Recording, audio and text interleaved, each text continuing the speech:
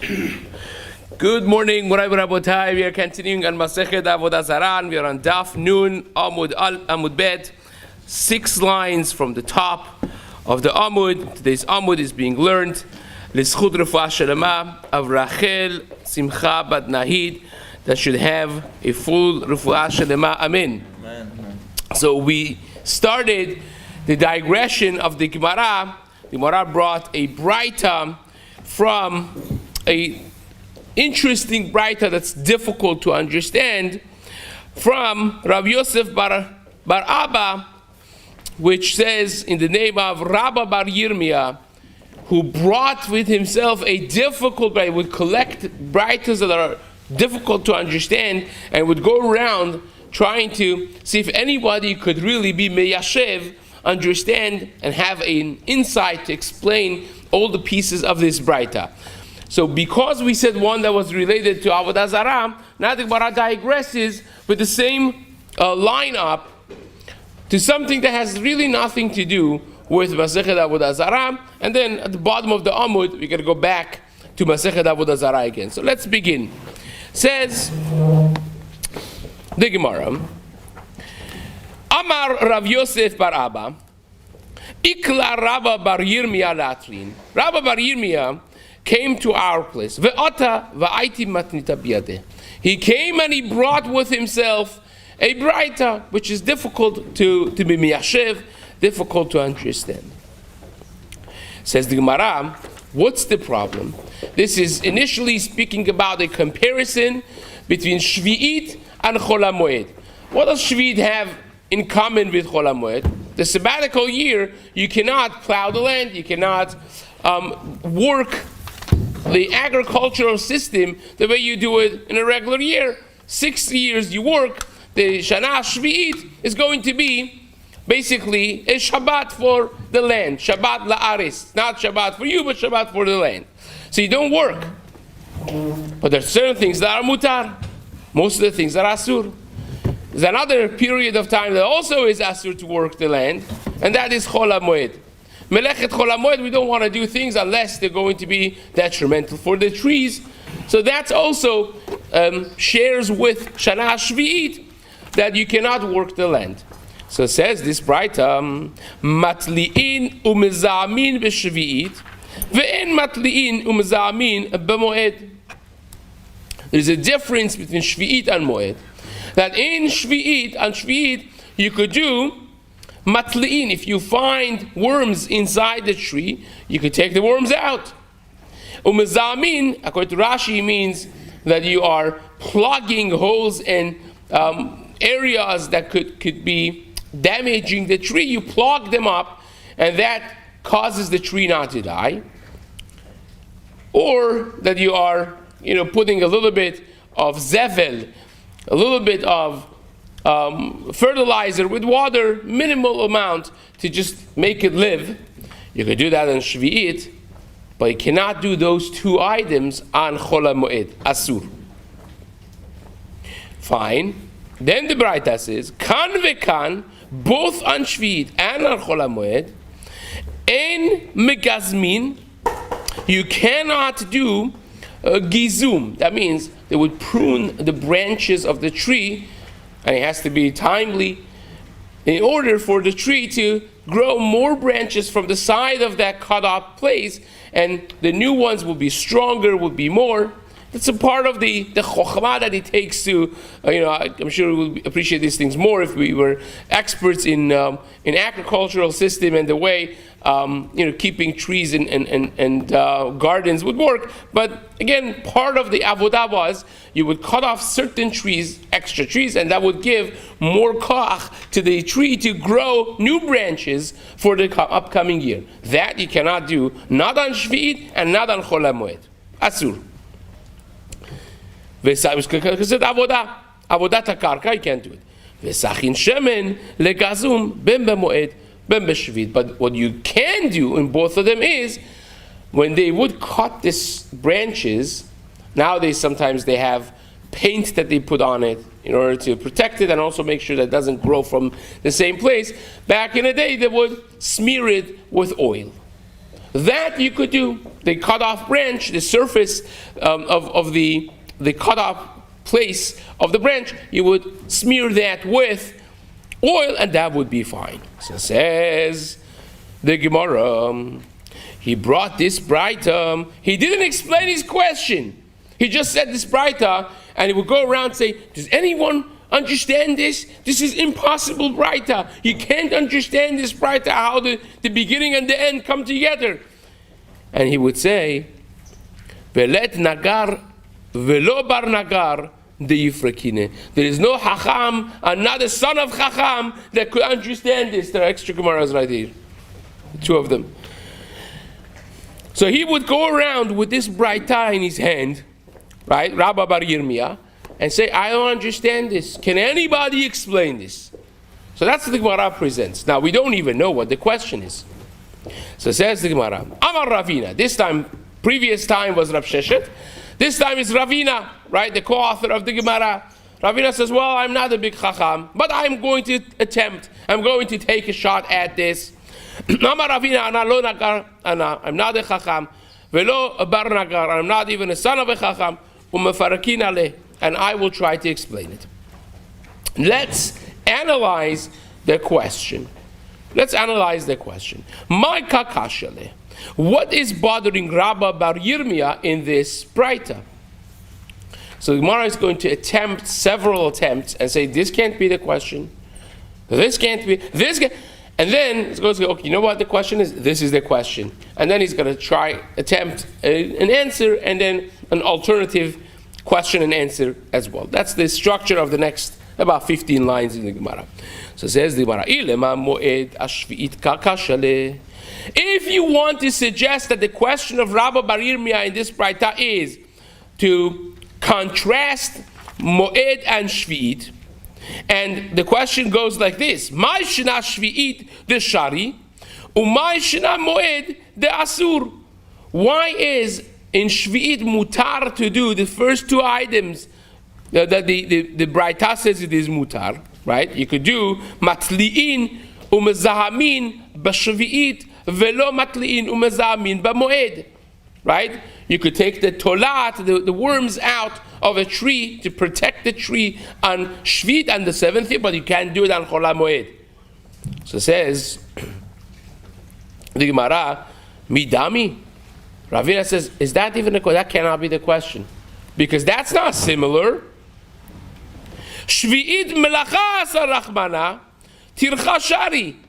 On Shvi'it, what is asur exactly? It says, don't do any work of the ground. Melacha is asur. But to go work hard to protect your tree, that's not one of the melachot of karka. It's not plowing, it's not planting, it's not pruning, it's not none of those things. Taking the worm out. Protecting your tree is hard. It's very time consuming. But who cares? That's not what's asur on Shvi'it. And what's the reason, in the beginning of Mesechet Moed Katan, what is the reason that working the land on Chol HaMoed is asur? Has nothing to do necessarily with quote-unquote melacha. Is because Chazal didn't want you to work on Chol HaMoed. They wanted you to have time for family. They wanted you to have time, like the Chinuch writes, to think about the Nisim that HaKadosh Baruch Hu has done for us and continuously does for us. That's the point. Like the Yerushalmi says, one of the Amoraim said, if I was there, says, if I was there, I would be matir the Melechet Chol HaMoed. Because what was the reason Chazal answered it? They should sit and learn Torah and spend time talking about the greatness of HaKadosh Baruch Hu with your children and your family. And what do people do? They go hang out playing games and who knows what they're doing, right? So if I was there, I would make it mutar. That's how bad it was. But that's the whole point. The whole point is Chol HaMoed. They don't want you, it's not the category of melacha that matters. They don't want you to be matriach. They don't want you to work hard. And that's exactly why it's asur. Because it's tircha. So that can't be the question. You can't, it's apples and oranges. You can't just go find two things that's asur to do melacha of the karka and say, oh, why is it mutar here? If you understand the reason of Shvit and you understand the reason of Chol HaMoed, there's no question. Okay. Moed afilu tircha nami asur. In Moed, even tircha is asur. It's not just melechet karka stam. Ve'ela zihum agizum karka shale. You know what the problem is? The question is from zihum to gizum. Zihum is, again, plug, according to Rashi, plugging up the hole in the tree which protects the tree from getting destroyed. And gizum is cutting the branches in order to make it grow more, right? And we mentioned that zihum on Shvi'it is mutar, right? Plugging the hole on sabbatical is mutar. Gizum, cutting the branches off in order for it to grow more, is asur. Says Ravina, is that the question? Can't be that the question either. Why is zihum mutar and gizum asur? And says Ravina, that cannot be the question. Midami, is it even similar? Why is not similar, Rabotai? It's pashut. The difference is like literally apples and oranges. This one has big apples and big oranges, right? Why? Because, as the Gemara says, zihum ukmeilana v'shari. What are you trying to accomplish when you plug the hole of this tree? Trying to make sure that the tree doesn't die. That's mutar an shvid. You're not supposed to sit by idly and watch your thing go down the drain. You can save them. Whatever it takes to save your thing from dying. Well, almost whatever. It will be mutar. But what's gizum? Gizum is just, in order to enhance it. Nothing will happen if you don't do gizum. You do it for it to grow bigger and better. That's exactly what's asur on shvid. So that's pashut, that's going to be different. This is going to be mutar, that's going to be asur. That can't be the question either. That can't be what raised the eyebrows of the Amorah of Rabbi Bar Yirmiyah. So says the Gemara, Gizum abruye ilana. Gizum is just to make it healthier, better, nicer, bigger, asur, and therefore that would be asur on shvid. So that also, the second attempt. Ve'ela zihum azihum kakashale. It says, I'll tell you. It's not a problem internally within this Braita. Within the Braita, you read it, everything makes sense. You know why he is so bothered? Because this Braita stands in sharp contrast with a Mishnah in Mesechet Shvit. Right? So every year they're supposed to know the Mishnah by heart. Certainly the Amoraim did. So it was Pashut. When he brought the Braita, he says, you guys all know the Mishnah. And look at this Braita. It doesn't make any sense. It's a stira with the Pashut Mishnayot in Shvit. Who doesn't know a Mishnah in Shvit? So says the Gemara, the Katani matli'in u'mezahamin b'Shvit. On Shvit you could be matliya u'mezahim. You could take the worms out. You could plug the holes. And this is the Braita that we have. Urmini, and we have a Mishnah in Shvit that says Mezahamin et netiot. You could be Mezahim, you could plug the holes of the branches, the trees on Shvit. Vekorchinotan, and you could warm them up for the winter. They would, smaller trees, they would wrap the trunk of the tree with cloth to make sure that it doesn't freeze. You could do all those protections. All those things,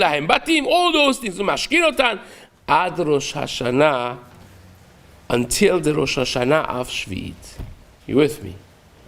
Which means the Mishnah indicates clearly, ad Rosh Hashanah in B'Shvit lo.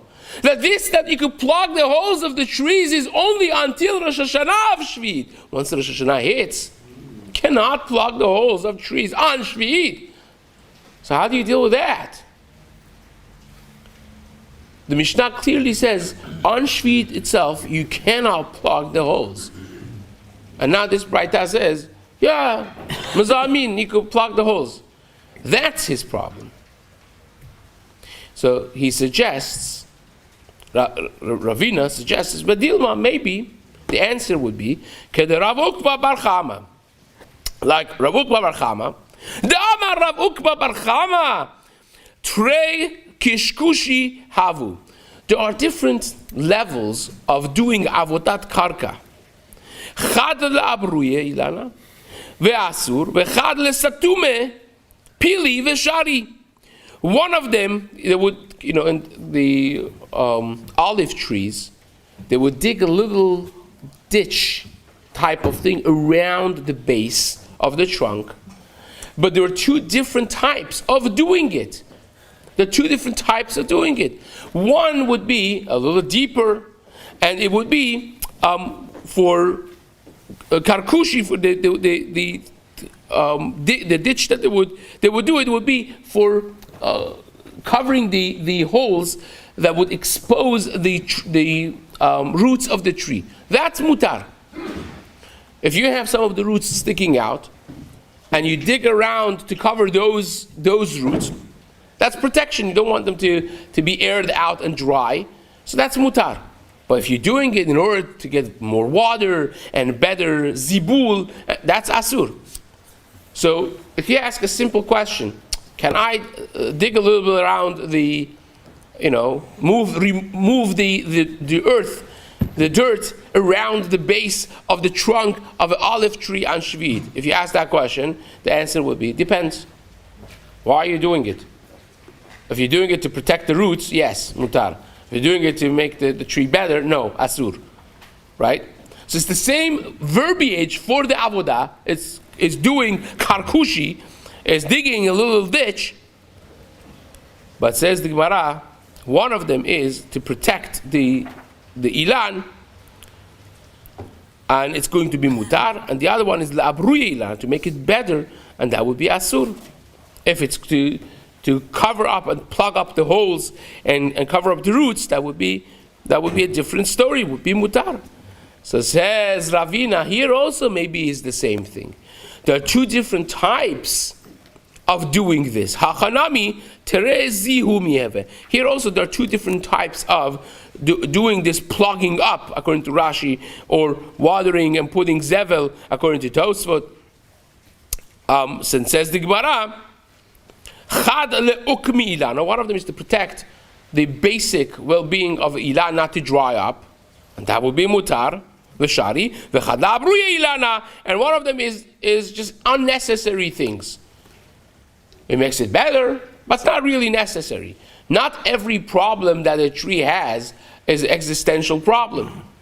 If it's a little thing that you could go fix it and make it better, that's asur. But if it's something that's going to endanger the basic health of the ilan, then that would be mutar. So that's one suggestion that Ravina gives as to what the question of Rabbi Bar Yirmiyah is and what the answer is. Or he says, another suggestion, could be that the last part of the braita is what bothers him. The part that you smear the cut off surface of the branch that you cut, and now you're smearing it with oil to protect it, which we said both on Shvit and on Chol HaMoed is mutar, right? So maybe that's the problem. The katani sachin shemen the gazum ben b'moed u ben b'shvit. You could do it, or minhi, and it's a problem. Again, the same scenario. He's saying this braita stands in contrast with a different source. And here is the problem. Sachin et pagin umnakvin umfatimin otan ad Rosh Hashanah. Same thing. You could do this smearing business until when? Till Rosh Hashanah of Shvit, which indicates you cannot do it on Shvit itself. You cannot smear the cut off branches on Shvit. Uba Shvit lo.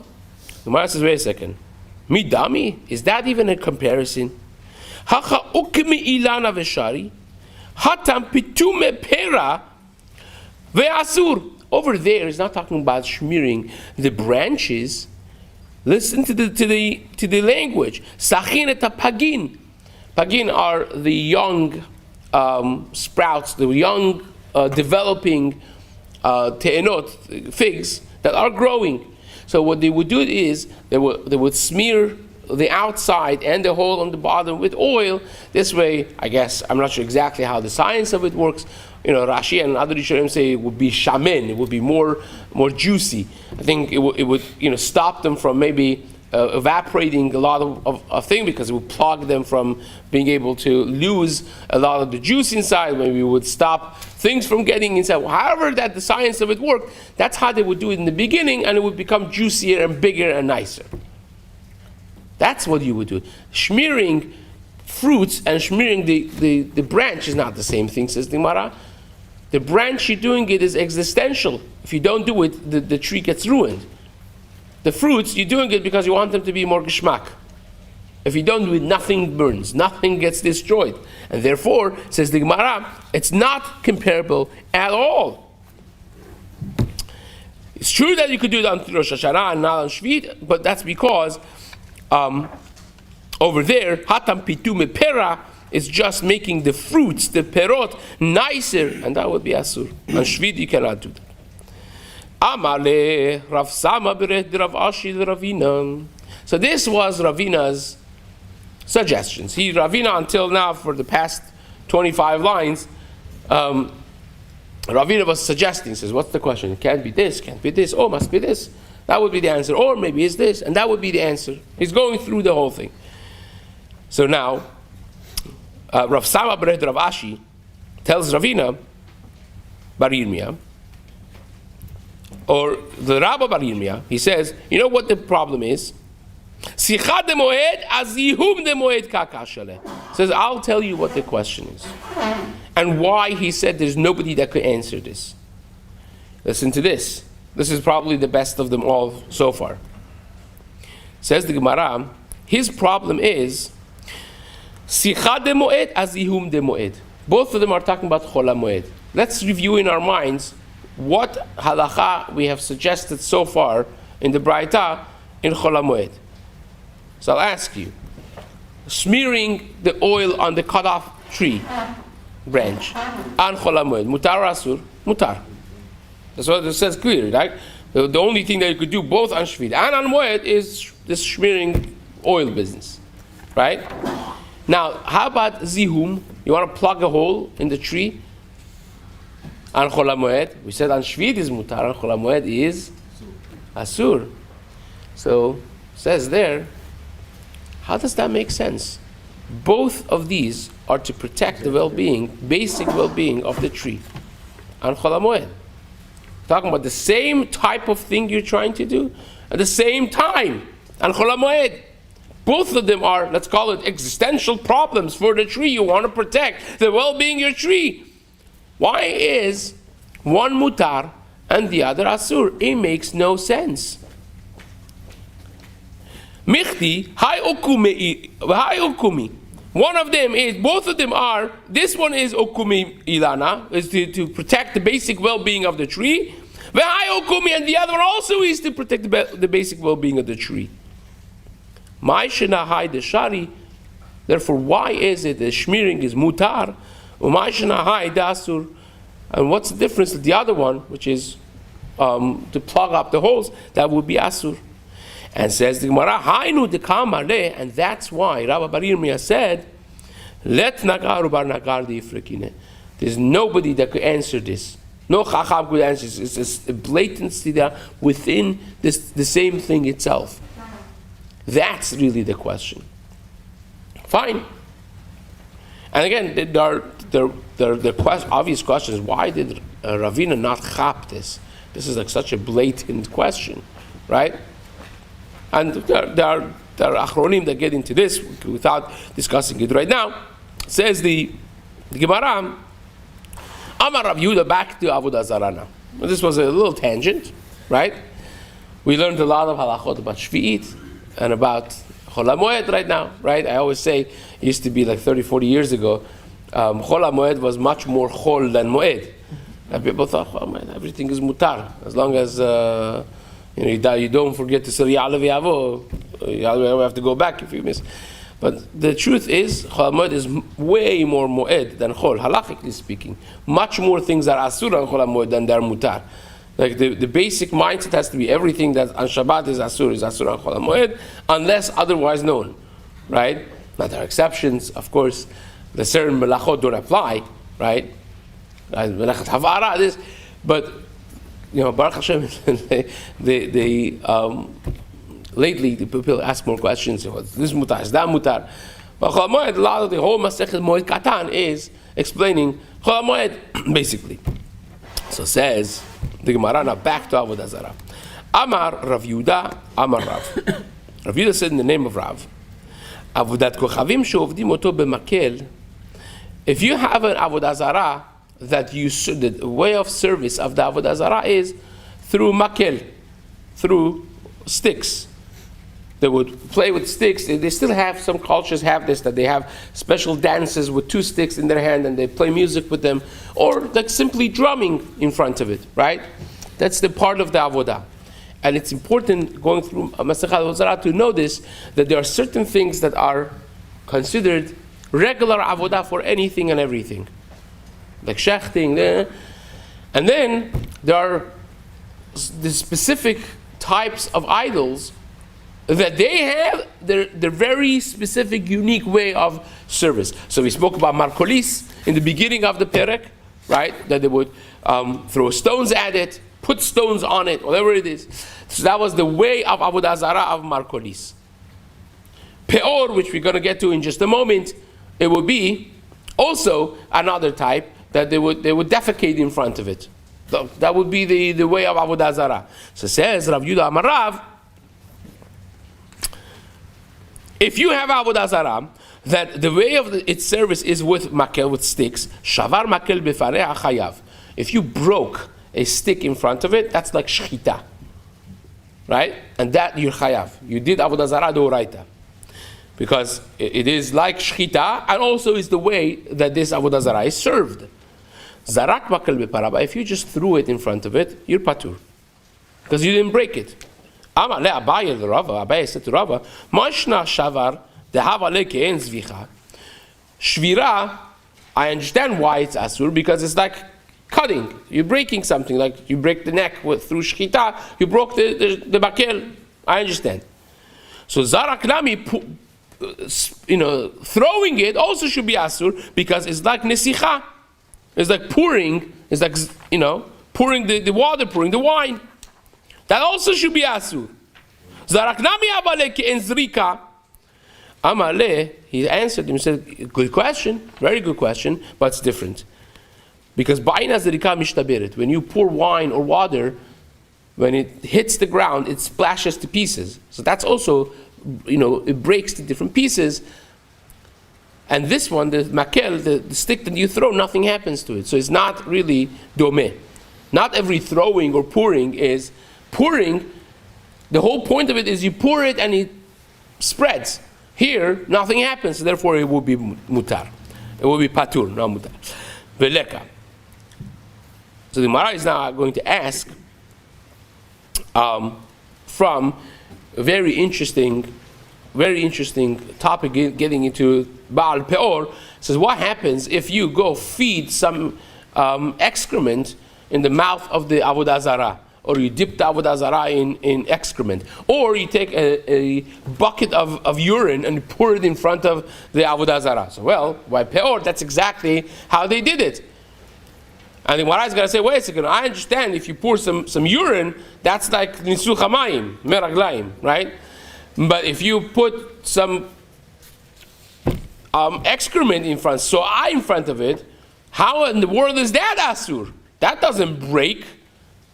Right? And that's going to be the question of the Gemara going back and forth. You think these are not necessarily very applicable, but they are, because, again, as we mentioned, in the great Sheitel debate that came up 10 years ago of the Indian hair, this was one of the main issues, that cutting the hair in front of the Avodah Zarah, if that is a way of the service of the offerings to the Hindu gods, that would be actually like shchita, is the way of avodah, and you do it in front of the Avodah Zarah, or you don't, right? And it's cutting. And if it was not cutting, that would not be the same thing. So that becomes very much nogea l'maaseh for many things that we have nowadays. We'll continue this in the